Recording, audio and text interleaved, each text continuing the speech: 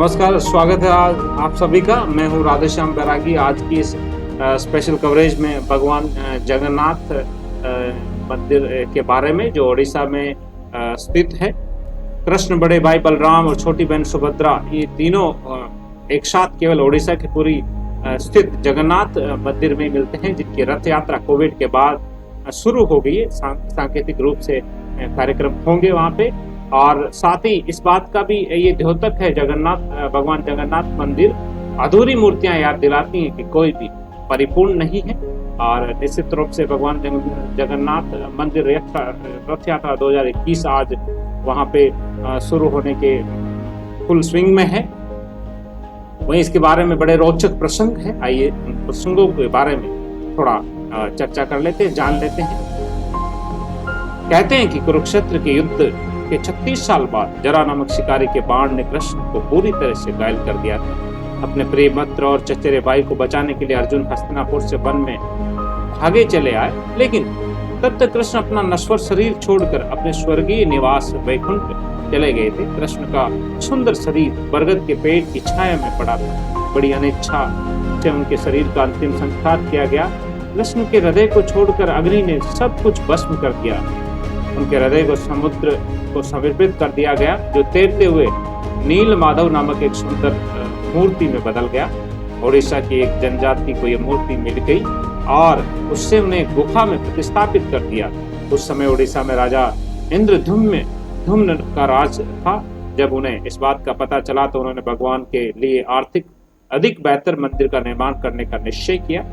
आदिवासियों से नील माधव को लाने का काम इंद्रधुम्न ने अपने बुद्धिमान दरबारी विद्यापति को सौंपा। विद्यापति जानते थे कि आदिवासी लोग नील माधव की कड़ी निगरानी करते थे, इसलिए उन्हें खोजने के लिए उन्होंने एक विस्तृत योजना बनाई।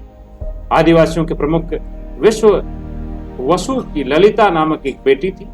विद्यापति ने ललिता को अपने मोहपास में बांध लिया, लेकिन दहेज के रूप में नील माधव के दर्शन मिले बिना उन्होंने उससे शादी करने से इनकार कर दिया। अपनी बेटी की खातिर बड़ी इच्छा से वसु नील माधव के दर्शन करवाने को मान गए, लेकिन विवाह के बाद जब गुफा में जाने का समय आया तो उन्होंने कहा कि वह जाते समय तुम्हें आंखों पर पट्टी बांधनी होगी। विद्यापति काफी बुद्धिमान थे। उन्होंने किसी तरह ये पता लगा लिया कि उस गुप्त गुफा तक का रास्ता कहाँ है। विद्यापति ने बाद में ये रास्ता अपने राजा इंद्रदुम्न को बता दिया। जल्दी राजा इंद्रदुम्न नील माधव को ले जाने के लिए गुफा तक पहुंचे। वसु ने राजा से नील माधव को वहीं रहने की गुहार लगाई, लेकिन राजा नहीं माने और गुफा में बलपूर्वक घुस गए। परंतु छवि खराब हो गई। इंद्रदुम्न को अब अपनी गलती का एहसास हुआ और उन्होंने नील माधव से क्षमा मांगी। फिर नील माधव राजा के सपने में आए। उन्होंने राजा को बताया कि उन्हें समुद्र किनारे लकड़ी का लट्ठा मिलेगा। राजा ने ऐसा ही किया। मिले लट्ठे को उन्होंने तराशने के लिए शाही कारीगरों को सौंप दिया, लेकिन वे उसे तराश नहीं पाए।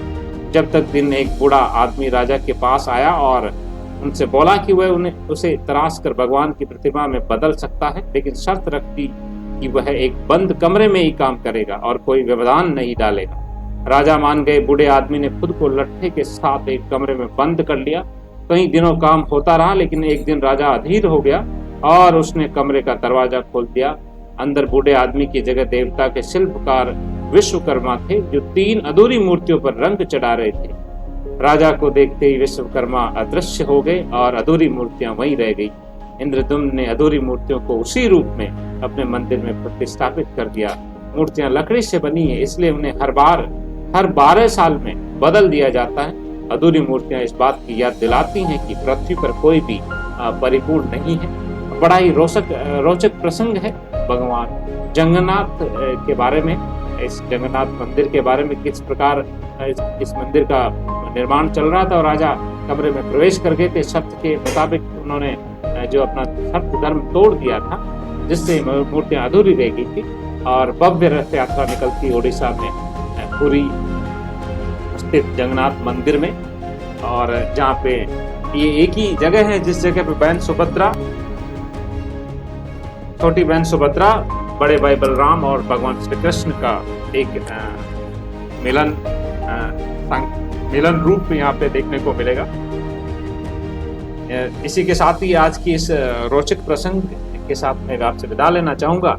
और उम्मीद करूंगा कि ये प्रसंग आपको बहुत अच्छा लगा होगा। कमेंट बॉक्स में ज़रूर आप अपना रिमार्क दीजिएगा और साथ ही साथ भगवान मंदिर भगवान जगन्नाथ की इस यात्रा में जो है आप अपनी तरफ से आप वहाँ जाना चाहो तो जा सकते हो, और कोविड का सिचुएशन भी है, थोड़ा प्रिकॉशंस भी लेना पड़ सकता है।